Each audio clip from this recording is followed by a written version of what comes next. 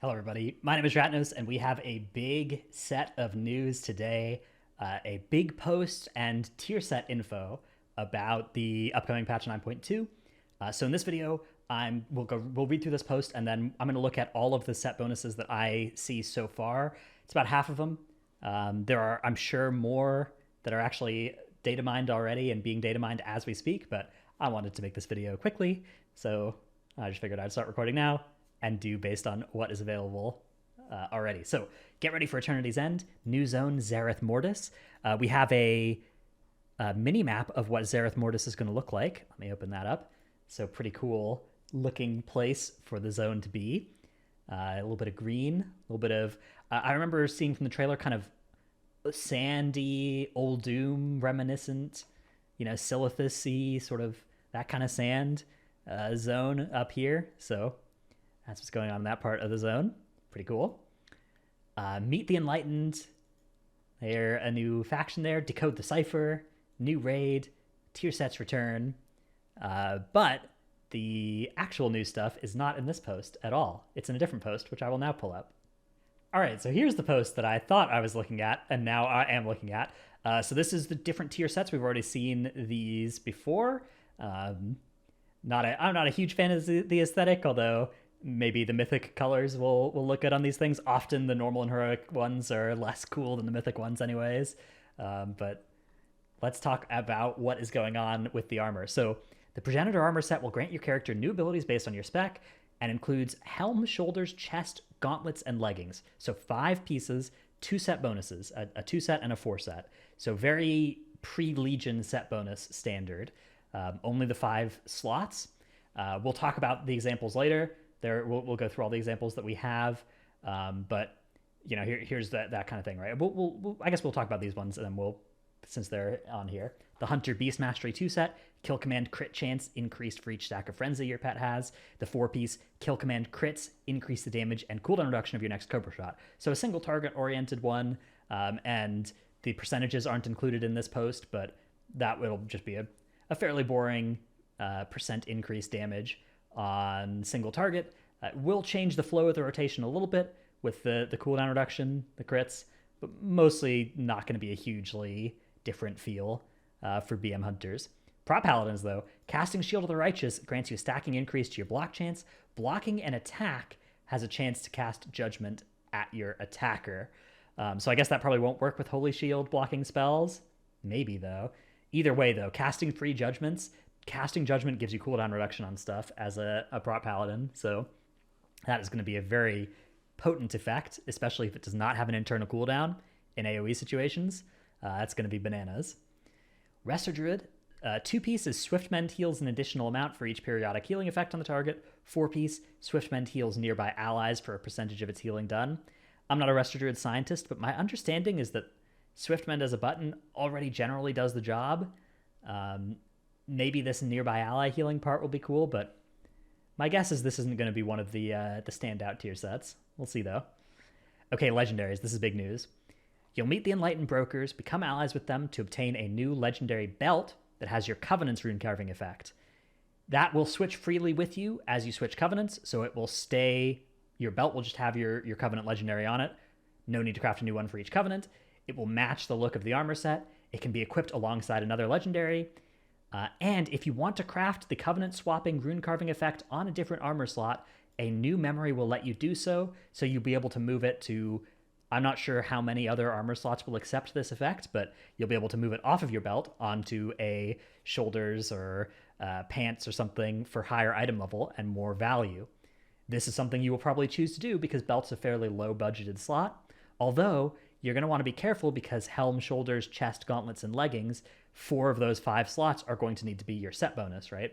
And so you're only going to be able to put one of them as a legendary, and of course you're going to be wearing 2 legendaries, so one of your legendaries is going to go and be in somewhere less good.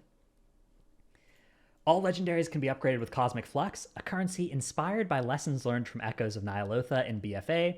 It will be rewarded from a variety of activities such as raid bosses, PvP, M+, Torghast, and world quests. Phenomenal news here that Cosmic Flux, a currency inspired by Echoes of Nyalotha, is going to be coming in at the start of the patch rather than needing to be band-aided in 4 months into the patch. And it can be obtained from everything. So right off the bat, don't think of this as a list of everything you'll have to do. If they do this right, this is going to be a list of like, hey, for the first couple weeks on your main, you might want to go out of your way and collect a bunch of Cosmic Flux. But for most of your characters and after the first couple weeks, this just means you'll get all the Cosmic Flux you want from whichever of these activities you do for fun, rather than feeling obligated to do all of these activities because they each give you a different way of powering up your character. Creation Catalyst. Once players fully uncover the secrets of the first ones, so this kind of language suggests to me a month and a half, 2 months into the patch, the Creation Catalyst will become available. This will serve to help anyone who's having bad luck on a particular armor slot, or to help alts catch up quickly later in the patch.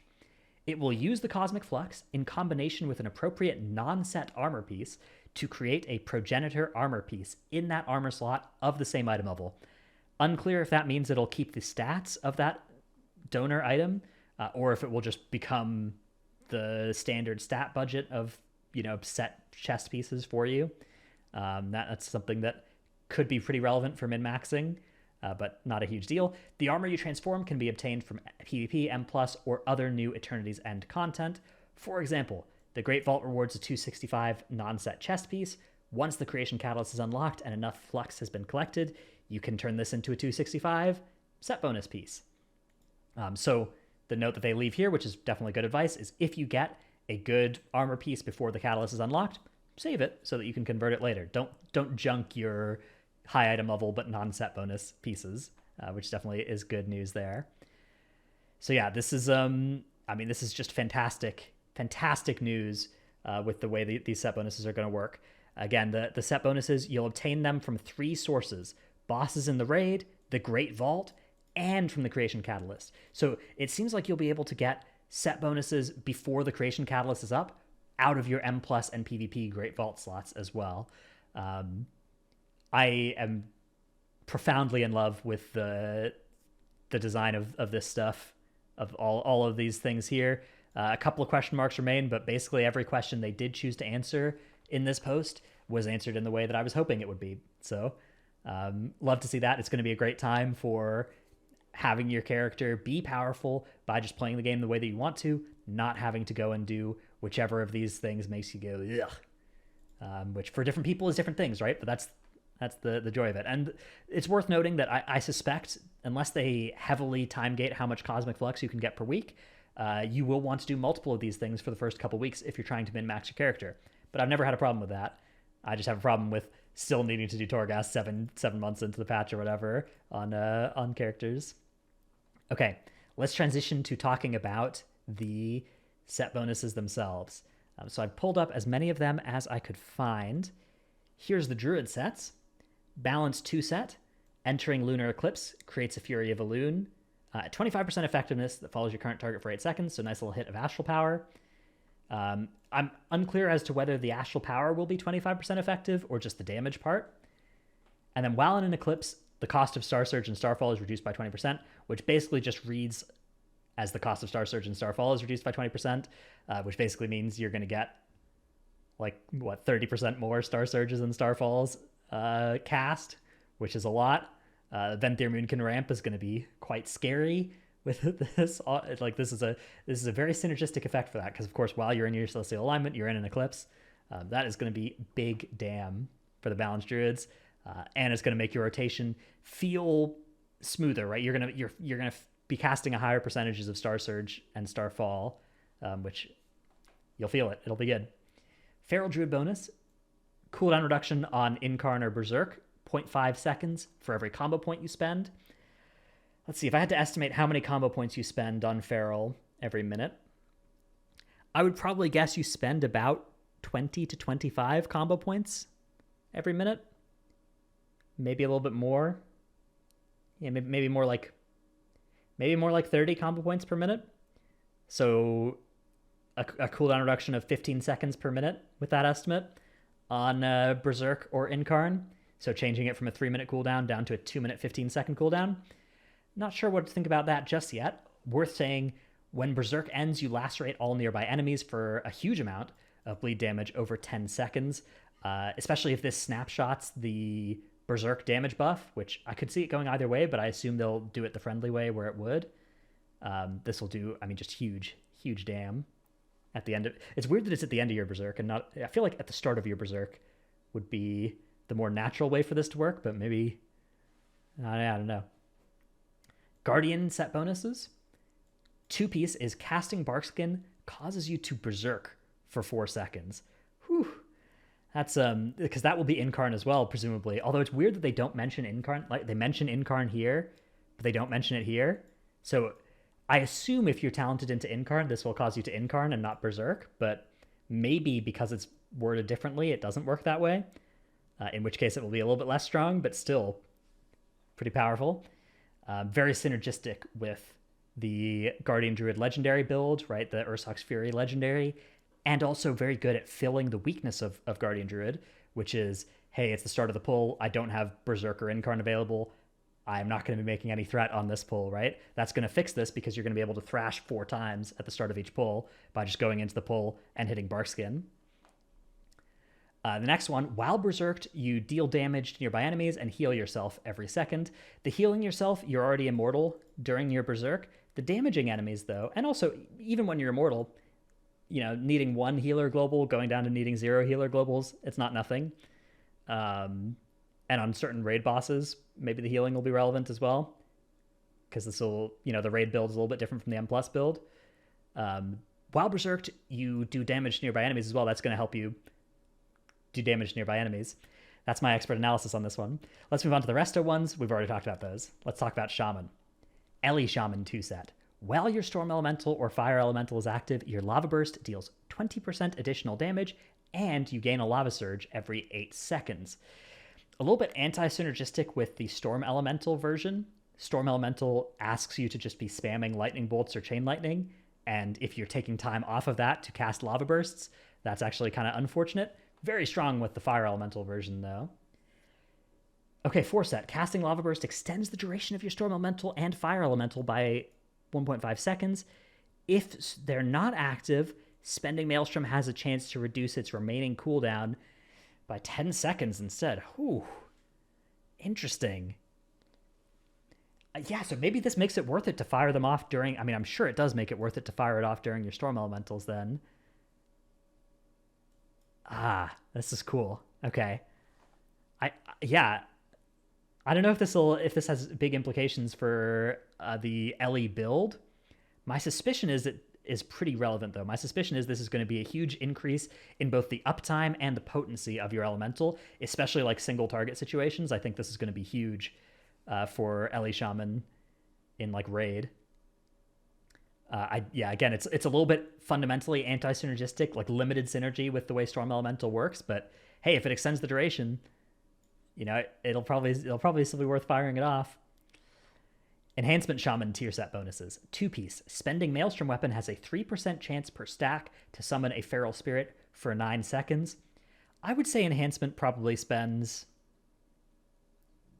Yeah, probably maybe also about 30 Maelstrom Weapon per minute.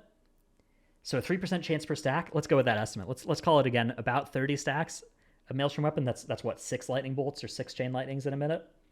Maybe it's a little bit more than that. 3% chance per stack, so that would be 15 times 6. So 90% chance to summon a Feral Spirit for 9 seconds. So yeah, you'd get roughly a Feral Spirit per minute if you cast 6 Lightning Bolts or Chain Lightnings every minute. And it's a 9-second long Feral Spirit. Feral Spirit, though, depending on how you build, I think there's a legendary, and even without the legendary, you get extra Maelstrom Weapon from having your Feral Spirit out. So there's sort of a positive feedback loop here. The 4-set, your Feral Spirit's attacks have a 20% chance to trigger Stormbringer and reset the cooldown of your Storm Strike. So while Feral Spirit is active, you are going to be just pogging out with smashing your -2, my 2 button is where my Storm Strike goes. I don't know what yours is if you're an Enhancement Shaman, but it could be quite good. And that makes this proc even more powerful. And of course, that's going to make even more Maelstrom Weapon, making the proc happen even more often. So some nice positive feedback loops in the enhancement ones. We'll have to see how much damage that ends up being. Resto Shaman, 2-set. Chain Heal's crit chance is increased by 30% on all targets it hits when cast on a target affected by your Riptide. So as long as the primary target has Riptide on it, it will have 30% increased crit on everybody. Sizable. 4 set. Chain Heal crits reduce the remaining cooldown of SLT by 2 seconds. Interesting. This is the kind of set bonus that can be strong and can also be... The 4 set can also be just no text, depending on the fight. Like, you need to have this basically reliably get your SLT back at a... Like, you know, if you can use it an extra time or in a better spot as a result of this, reliably, right, every single pull, then this will be quite strong. The question is, how much reliable cooldown reduction is this on SLT? And then are there fights where that lets you fit them in better spots or not? That is an open question, but each crit of the Chain Heal is reducing the cooldown of SLT by 2 seconds and it's hitting 5 targets. I think the chances are pretty good. I think this is probably gonna result in maybe 30 seconds off your SLT. I don't know. Maybe this changes the value of crit as well. Even though the crit chance is increased by 30%, you're still going to get value out of scaling further crit to get more cooldown reduction as well. So, but again, you only get that value. The thing about Spirit Link Totem is reducing the cooldown beyond the point that you reliably reduce the cooldown to isn't actually that strong, right? You really care about making sure that, like, when you get 5th percentile luck, you still are able to cast the SLT when it's assigned. Otherwise, it's a really big liability to assign it in a spot where you're relying on getting good crit RNG and making sure you're casting all your Chain Heal casts, you know, happen. You never have it off cooldown, right?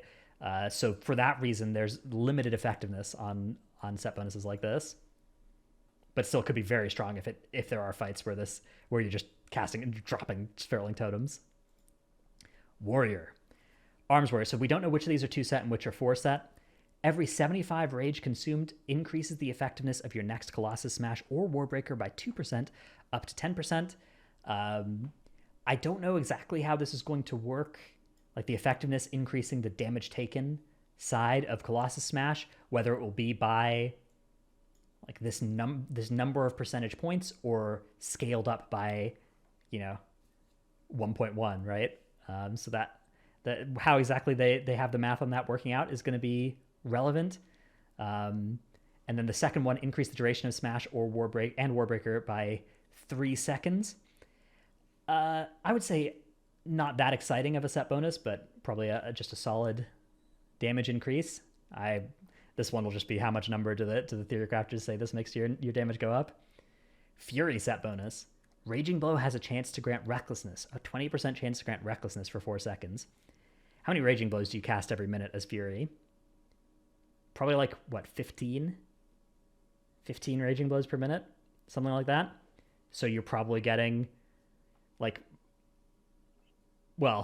would be 15 extra seconds of Recklessness every minute.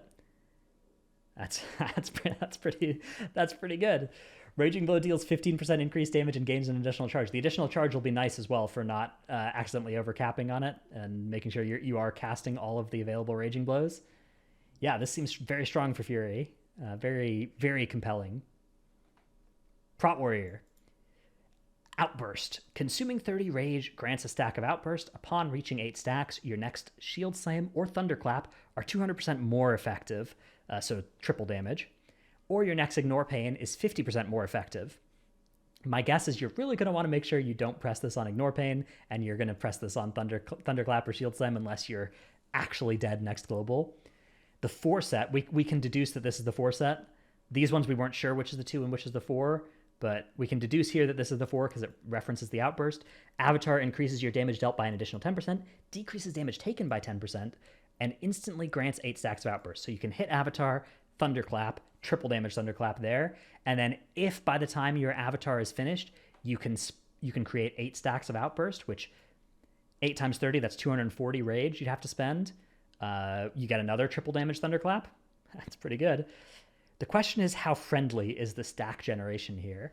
If I spend 40 rage, right, do I generate a stack of Outburst and then start from 0 towards my next stack? Or do I start from 10 towards my next stack, right? That's going to be an important thing as well. Another important quality of life thing is, can I stack over 8? If I press my Avatar button while I have 4 stacks of Outburst, Do I go up to 12 and then spend down to 4? Or do I go up to 8? And are those 4 extra stacks wasted? Those sorts of little things will be very relevant, and they will change how the playstyle works, right? If there's an amount that you can go over 8, the meta will be to press Avatar while you have that many or more stacks so that you can then get an extra consumption of your outburst stacks into your Avatar. So this is a very relevant thing. Either way, however it works, I think it'll be strong. Just a question of exactly how strong. All right, Warlock. We also don't know what's 2 set and 4 set here. AF is completely bananas. While Agony, Corruption, and Unstable Affliction are active, your Drained Soul has a 4% chance and Shadow Bolt a 20% chance. Drained Soul ticks more often, so this presumably is normalized so that they're going to be about the same amount of chance per second. To make your next Malefic Rapture cost no soul shards and cast instantly. Already quite a strong effect. The second set here, Malefic Rapture's damage is increased by 15%. Okay. And each cast extends the duration of Corruption, Agony, and Unstable Affliction by 2 seconds, presumably on all targets. Huge effect in AoE. If you have 3 targets, maintaining Corruption, Agony, and Unstable Affliction on all 3 and casting a bunch of Malefic Raptures, you're going to be casting so many more Malefic Raptures, and you're going to have to cast so many fewer redots on your targets. With this set bonus working this way. I mean, I feel like on just 3 or more targets, you are never going to have to reapply. You'll literally just be smashing your face on the Malefic Rapture button, and then whenever that button isn't lit up, you'll press Drain Soul or Shadow Bolt, and then you'll keep smashing Malefic Rapture, and you'll never have to go tab Agony, tab Agony, tab Agony, anything like that ever again. Demo set bonuses. These ones are pretty cool. Hand of Gul'dan has a chance per soul shard, 5%, to summon a Malicious Imp. The Malicious Imp gives a soul shard when it dies, and if you implode it, it will do AoE damage. If you don't implode it, it will just deal damage to your current target. And then the second set bonus, we don't know which is 2 and which is 4. Call Dreadstalkers has a chance to summon an additional Dreadstalker. Both of these set bonuses are synergistic with the way that Demonology works, because they both make extra pets, and Demonology, the way that their cooldown works, right, their Demonic Tyrant is each pet you have makes your Demonic Tyrant better. So more pets, more power for your Tyrant, more of your other effects going on as these pets are dying, more demon cores, more of those sorts of things. So a very neat way to do these set bonuses. I think would be very strong for single target demo. Destro. Casting Rain of Fire or Chaos Bolt has a 20% chance to make the next cast of the other free when it's freely cast. So again, we know this is the 4 set because it is predicated on having the first one here. You summon an Infernal for 8 seconds. Now, the playstyle of Demonology or Destruction in Mythic Plus already is you play like Wilfred's Sigil, and you play a bunch of talents such that you are basically spam casting Rain of Fire and proccing extra Infernals. This is hugely synergistic with that strategy already. I mean, this is just going to be completely insane how much, like we already see Destro popping up to 300k or whatever in MDI pulls. This is a set bonus that works phenomenally well with with that build. And the way that it interacts with Chaos Bolt, it's going to be good for priority damage as well, and it's going to be effective on a smaller number of targets than before. You won't need to have 30 targets for Destro to be happy. They're going to be good on 5 with this sort of effect. They're going to be great. I mean, they're going to be good on 2 with this sort of effect. So that is very strong. I mean, if you just think about how it works on single target, right? On single target, it means that 20% of the time when you cast Chaos Bolt, your next global instead is a Rain of Fire, which also makes an Infernal, which also makes a bunch of soul shards for you, and does some damage incidentally as well. That is crazy. And could that then have a 20% chance to feed back in and give you a free Chaos Bolt? Could you keep chaining the free casts back and forth? These are the mysteries. Monk. 2-piece Brewmaster. Targets ignited by Breath of Fire deal an additional 4% less damage to you. Targets are ignited by Breath of Fire. It's not full uptime, but it's pretty high uptime, more than half. And then 4-piece is Breath of Fire makes your next Tiger Palm or Blackout Kick increase the shuffle duration and reduce cooldown by double, right? Double what it would normally do. Shuffle duration here is an irrelevant line of text. Any Brewmaster that knows what they're doing, has full uptime on shuffle. It's free. It's free. If you're pressing your buttons, barring some extreme edge cases where you have been stunned for 20 seconds, your shuffle is active as a brewmaster. 100% extra brew cooldown reduction is neat for faster celestial brews, and you'll get a couple more purifies as well. But my suspicion is this is not one of the most exciting set bonuses that is out there. From reading the other ones, this is one that I'd be less jazzed about if I was a brewmaster. Mistweaver, 2 set. Essence Font's residual healing effect lasts an additional 2 seconds. And 4 set, Drinking Thunder Focus Tea summons a Progenitor Rune of Healing, increasing all healing dealt while inside its bounds by 123. I wonder, on reading this, if this is effective for the other healers in your raid too. I suspect it's not. I suspect it's just for the Mistweaver, but either way, solid throughput increases here. Windwalker set bonus. 2-piece, increased Fist of Fury by 40%. Fist of Fury is not actually a strong button for Windwalkers. It's a button they're fairly unexcited about generally, but 40% is a big number. The 4-piece, though, after 10 offensive abilities, your next 3 offensive abilities deal an additional 22% damage. So we can think about this naively, just assuming all of your offensive abilities do the same amount of damage. The reality is better than that, but just with that line of thinking, that means that every 13 casts, you are getting an additional 66% of an ability's worth of damage, right? So instead of 13 abilities, you're casting 13.66 abilities, right? So we can pull up calculator, 13.66 divided by 13. So that in and of itself, even if your rotation didn't optimize for this at all, would be a 5% damage increase, right? That's what the 5 here, and that's 5% damage increase as a result of just doing this, affecting the current rotation. In practice, however, if you set this up so that these 3 offensive abilities are strong ones, right? If you manipulate your rotation to save effects like Whirling Dragon Punch, like Spinning Crane Kick in AoE situations, to be these abilities, that is going to be ungodly amounts of damage, and ungodly amounts of burst as well. I do not envy players that have to do PvP against Windwalker monks already, but especially if things remain unchanged otherwise, this is going to enhance their one-shot potential hugely, and it's going to make their M+ burst as well. I mean, if you go into this effect with a Dance of Chi-Ji proc, right, and you can go Spinning Crane Kick, Whirling Dragon Punch, Spinning Crane Kick, that is going to be huge. That is already going to be massive. Even if you just press 3 Spinning Crane Kicks as these buttons, and even if just one of them has Dance of Chi-Ji, I suspect that will be a fine case where you're dealing, I mean, effectively an extra Spinning Crane Kick, extra half of a Spinning Crane Kick, sneaks its way in there. Okay, next set, Demon Hunter. Havoc 2-piece. Blade Dance and Death Sweep, 20% more damage. 4-piece. Every 5th Blade Dance or Death Sweep instantly refunds its own cooldown and cost.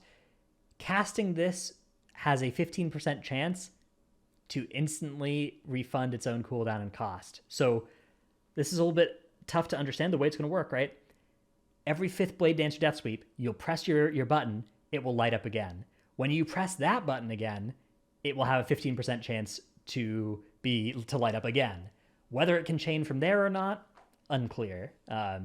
In fact, I suspect from this wording that it can't, but every 5th Blade Dance or Death Sweep, you'll get to press it either once or 15% of the time twice afterwards for free. This is going to enhance, so the fact that the set bonuses are looking at Blade Dance and Death Sweep, this is probably going to bring us towards the Blade Dance Conduit, towards the Trail of Ruin style of Havoc, because this is, 20% damage increase just from the 2 set is already enough, but every 5th instantly refunding its cooldown and cost is another 20% damage increase, multiplicative with this one, and then that's coming again with this 15% chance to refund is minor on top of that, but still nice little bonus.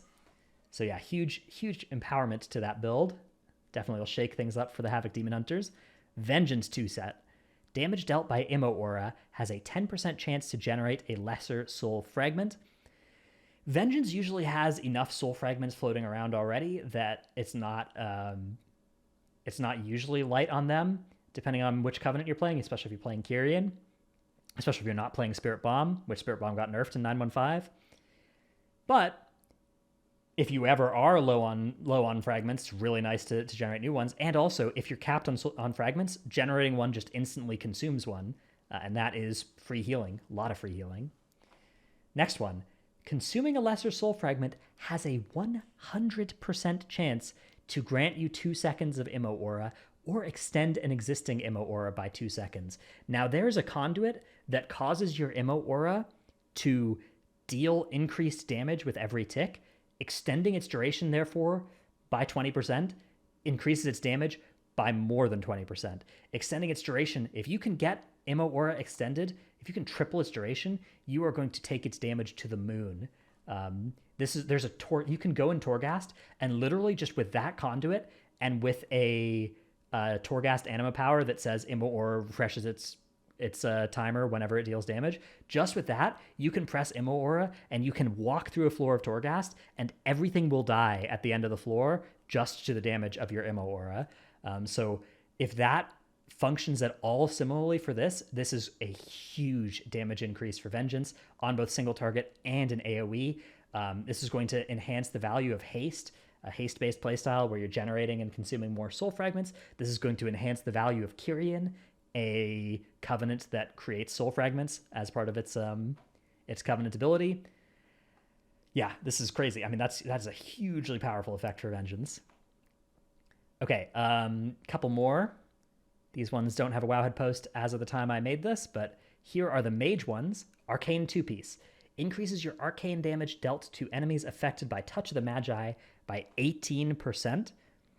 Most of the damage that Arcane deals, not most, but a lot of their damage, is front-loaded into this Touch of the Magi window. And when you get the 4-piece, after consuming 8 clear casting, your next touch is instant, no cooldown, and only lasts for 6 seconds. So this will further increase the percentage of the time that you're in Touch of the Magi, and in Touch of the Magi, you're dealing 18% more damage. That is crazy. I feel like this is going to be a huge increase in arcane damage, and it's all concentrated in their burst, making them even scarier as a burst damage choice. Fire 2-piece, 2-second increase to combustion. Fire 4-piece, while combustion is active, you burn for 2% of your max health every 1 second. Love that. Causing your Fire Blast and Phoenix Flames to recharge 100% faster. So Zyronic mentioned to me, and is in fact 100% correct, that this is just the same as Memory of Lucid Dreams, right? Memory of Lucid Dreams active was that Fire Blast cooled down twice as fast. And we remember what Memory of Lucid Dreams Fire Mage looked like at the end of last expansion. Well, it's back. It is back. It doesn't have Masterful, but it will be able to play this, and the combustions are going to be scary. Yeah. Frost 2-set. While Icy Veins is active, your spells have a 25% chance to call down a Comet Storm on your target enemy once every 30 seconds. So don't get baited by this 25% chance. The main limiting factor for this is going to be the 30-second ICD. And that means you're going to get 2 of these per minute, roughly, slightly less than 2 of these per minute, because, of course, every time the 30 seconds are up, you're going to have to hit a 25%er to call your next Comet Storm. But that will probably happen within the next 5 seconds after it becoming available. Okay. The 4-set, though, enemies hit by Comet Storm take 2% increased damage from your frost spells up to 10% for 8 seconds. In practice, this will be a little bit more than 8 seconds, right? Because the first hit, Comet Storm is multiple hits, and so each Comet Storm proc will bring it all the way up to the 10%, and it will do so over a second or so, giving you, some nice uptime on a 10% damage buff. 16 seconds out of every minute, by default, just with the set bonus, your enemies will be taking 10% increased damage from you. That's a 2.5% damage increase from that, plus the damage of those Comet Storms, plus the further synergy of you can talent Comet Storm then and gain the benefit of this 4-set from your self-cast Comet Storms. Okay, next one here is Holy Paladin. 2-set for Holy Paladin. Casting Word of Glory causes your next Light of Dawn to heal for 50% more and cast twice. So that's triple healing, right? It healing for 50% more and casting twice, so 150% times 2, 300% healing. Cannot occur more often than once per 30 seconds.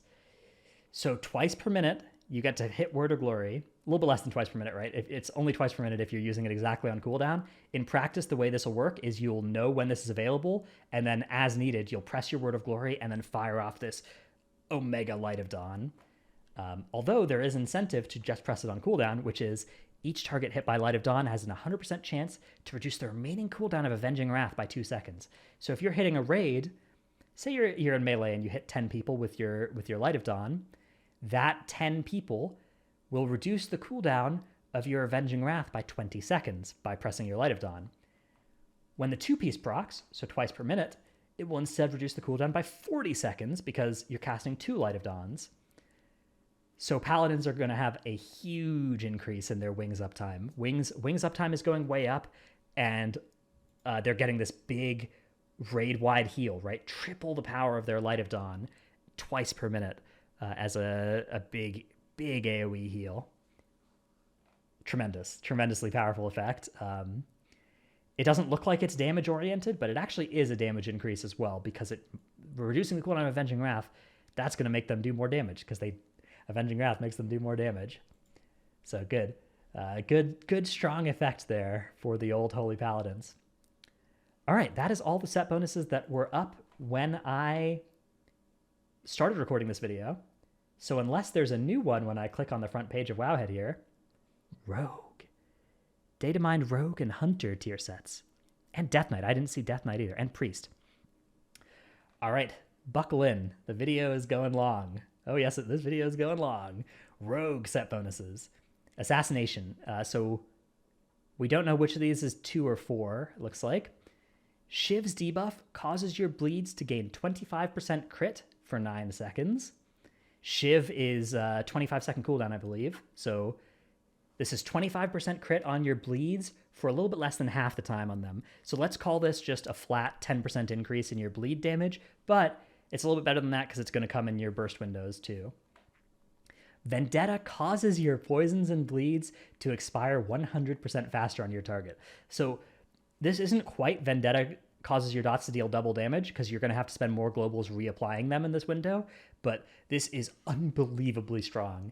On pure single target, your Vendetta it's not going to be 100% more damage for your bleeds and poisons, but it's going to be pretty close.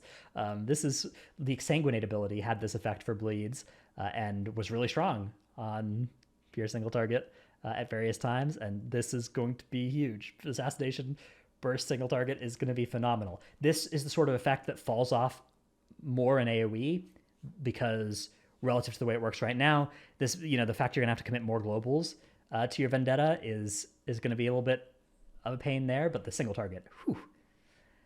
Outlaw. Your main gauche has a 25% chance to fire a pistol shot. I believe main gauche trigger is 35% on your auto attacks. So you're going to fire off, I don't know, call it 5 free pistol shots per minute, something like that. And that's going to be 4 or 5 free pistol shots per minute, maybe. Those are going to generate combo points. That's cool. Pistol shot has a 20% chance to load a hidden bullet from your sleeves up to 6 times. After loading 6 bullets, Between the Eyes has its cooldown reset and costs no energy. Okay, I have a flavor issue with this. How is pistol shot loading a hidden bullet? First of all, for pistol shot to work, doesn't it already have to have your gun loaded with a bullet? But okay, so I guess every time you shoot your pistol shot, maybe you've got another gun and you're surreptitiously loading it with a bullet, but you only do it half the time because you're not sure if the enemy's going to see. Once that gun is fully loaded, you get to fire it off for free, but it'll reset Between the Eyes and make it cost no energy. So this is kind of interesting. I don't know what this is going to do to the rotation. Maybe it'll lead to these cool spots where you have 5 bullets, so you don't press pistol shot for a couple seconds because you want to fire off your Between the Eyes that's about to come off cooldown before you then potentially reset its cooldown and make it free. And then you go Between the Eyes, pistol shot, Between the Eyes. Whew. That sounds fun. I like the way that this is going to lead to a very reactive playstyle to Outlaw, where depending on whether you hit or miss these 25 and 50% flips, your rotation's flow is going to be different.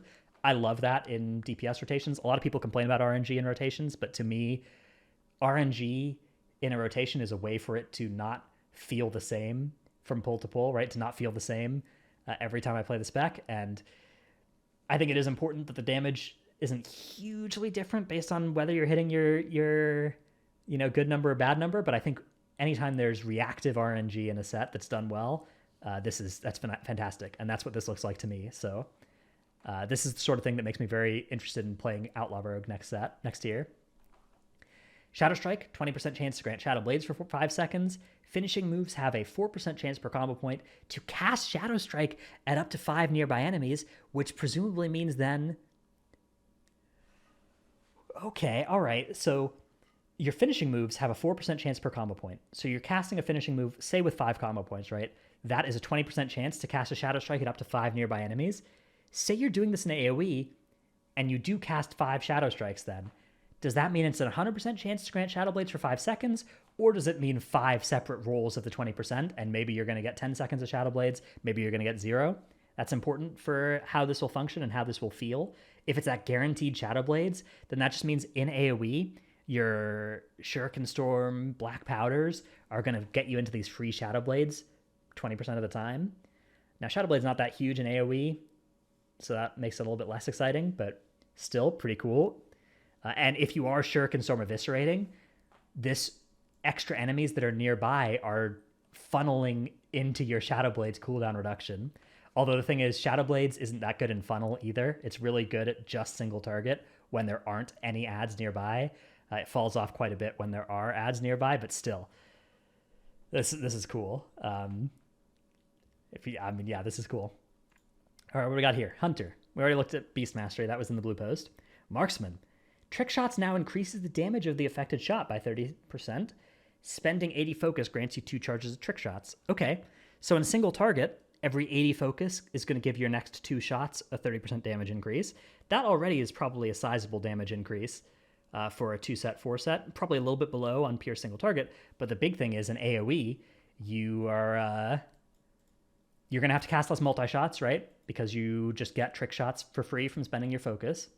And trick shots increases the damage of the affected shots, which is almost all of your AoE, by 30%. Whew. That seems quite good for marksmanship in AoE. And it's also functional in single target, less exciting there. Survival. When kill command resets, it has a 40% chance to make your next wildfire bomb incur no cooldown. Wildfire bomb is the best button in survival in AoE, so...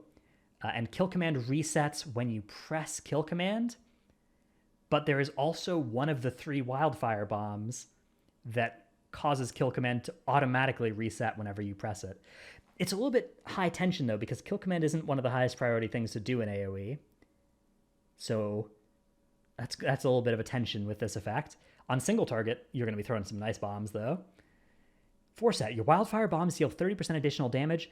This bonus is increased to 80% for bombs empowered by Mad Bombardier. So under the right circumstances, if you get lucky with the kill command resetting and then get lucky with it hitting this 40% chance in AoE, you could be going like kill command bomb. Yeah, kill command bomb. And then you could potentially hit kill command again, right? And leave the bomb on off cooldown, because bomb has 2 charges. So you could leave it such that every time this procs, you instantly hit it again instead of having it be on cooldown and waiting for it to get back. Huh. All right, well, I'm not enough of a survival expert to be sure about this one, but this seems cool.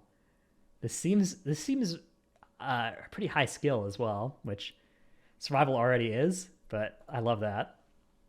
Death Knight, 2-set for blood. Heart Strike increases your strength by 1% and the duration of Rune Weapon by 0.5 seconds, persisting for 10 seconds after Dancing Rune Weapon ends. There's already a legendary for blood that gives you Dancing Rune Weapon uptime, right? So that will probably synergize very well with that. That's the Mythic Plus build generally. 4-set, parrying an attack, which you do all the time when your Dancing Rune Weapon is up, causes your weapon to lash out. You can also scale parry with crit. Heart Striking your attacker, which then increases your strength by 1% and the duration of Dancing Rune Weapon. Dancing Rune Weapon now summons 2 rune weapons, so that might even further increase your parry. Okay, I feel like with this, you might be able to just press Dancing Rune Weapon and then have like a minute of full parry, a zillion strength. I feel like this is going to be quite strong for Blood M+. This, I mean, the strength, 1% strength is a lot of damage as well. That's a lot of damage. I don't know how high this will stack. This is cool. This seems very good. Frost set bonus. Remorseless Winter grants 8% crit while active. That is quite boring, but 8% crit, 8% crit. Consuming Killing Machine fires a glacial advance through your target. Okay, I'm not a Frost scientist. I feel like Killing Machine is based off crits, right? Okay, hang on. Killing Machine, Frost DK. Killing Machine. Aha. Okay, so it's a little bit less unexciting than I initially thought. Your auto attack crits have a chance to make your next obliterate crit. Okay, and the proc chance appears to be 100% here, it says. All right, where's Death Knight? So you're going to get more Killing Machines because you have 8% more crit. Although those Killing Machines are a little bit less valuable because the Killing Machine guarantees that your next obliterate will crit. But your obliterate's not going to actually benefit from the increased crit chance here when you do consume the Killing Machine. But it will fire Glacial Advance through your target. Now, Glacial Advance is those little frost spike things out of the ground, right? Interesting. This is going to be cool. Unholy DK set bonuses. 2 set. Every 5 Clawing Shadows or Scourge Strikes cast Soul Reaper on your target. Soul Reaper grants your pet 20% attack speed for 10 seconds. This is going to be really good, especially when your target's low health, low enough for the Soul Reaper execute bonuses to start coming in. Whenever Soul Reaper's secondary effect triggers, summon an army of the Dead Ghoul. Now, Soul Reaper's secondary effect is the execute component of it, I think. The target has to be below 35% health, if I'm not mistaken. So Unholy is getting a set bonus that is functional outside of execute, the 2 set is, but both the 2 set and the 4 set, and I think the 4 set only is functional in execute. And both of them are way better in execute. This is going to be very interesting for this spec, and this is the kind of thing where if the end boss of the tier, if damage is much more relevant when the boss is low on health for the end boss, which generally they are, right? That wasn't true for Sylvanas only because she died at 45% health, but for most end bosses, it's true that the damage from 35% to 0 is way more important than the damage from, say, 100 to 70 or 100 to 50 or whatever, even 100 to 35. Way more value there. So a set bonus that is good value overall, but that value is concentrated into execute, hugely valuable for Unholy. This is the kind of thing where reading this set bonus makes me feel like Unholy DK stonks are rising dramatically for progression rating. Priest set bonus. Disc Priest 2 set. Casting Power Word Shield or Shadow Mend has a 15% chance to make your next cast of Shadow Mend have no cost or cast time. So 2 set on Shadow Mend, interesting. And a 4 set, Power of the Dark Side increases the effectiveness of Penance by an additional 45% chance, or by an additional 45%, and is triggered when Power Word Radiance is cast. Interesting. Not enough of a Disc Priest scientist to hugely go into this, but probably check out Automatic Jack's YouTube channel. I'm sure he'll have a quick reaction to those set bonuses. Holy, 2-piece. Your holy words begin Divine Conversation, increasing the cooldown reduction of your next holy word affecting spell by 15 seconds. Okay, so this is... I'm not a holy priest scientist, but I feel like this is like double the holy words. Divine Conversation increases the effectiveness of your next holy word affecting spell. So yeah, the way holy works is you have these holy words that are really powerful, and then you have your non-holy word spells that reduce the cooldown of your holy words. And this means that your holy word, you're going to cast way more of them, because they're getting more cooldown reduction, and the next spell you cast after them is also being buffed by 35%, but that 35% is a lot, but, it's going to be one of those less powerful spells. Shadow Priest, 2 set. Dark Thoughts has an additional 15% chance to trigger for each Shadow Dot effect on the target. I wonder if this counts other people's, or if this is just yours. And 4 set, Consuming a Dark Thought causes your shadow to animate for 8 seconds. Your shadow follows you, dealing damage to your target over the duration. So you make a clone of yourself, like a little shadow clone that follows you and damages your target over the duration. Cool. I mean, this is I don't know how many Dark Thoughts you consume per minute, but just looking at the spell power coefficient here, 138% of spell power, if you're doing this multiple times per minute, this is going to be a large percent damage increase. All right, I've refreshed the page once more here, and I believe that there are no new ones to look at. This has been a long video. I didn't intend for it to be this long, but, you know, what can you do? Hope you liked it. Sorry if I missed your set bonus and it's already out, but I figured I'd do this. If you're interested as well, me and Tettles and Zyronic and Trell looked at some of these in our podcast, which is coming out on the GG WoW YouTube channel tomorrow as of the time of this video being recorded, in 12 hours after I'm recording this. So hopefully about 12 hours after it comes up. I'm gonna hit stop recording now, and I'm gonna upload this video as fast as I possibly can to try and steal as many clicks as possible. Hope you enjoyed the video. Thanks for watching. See you in the next one. Bye.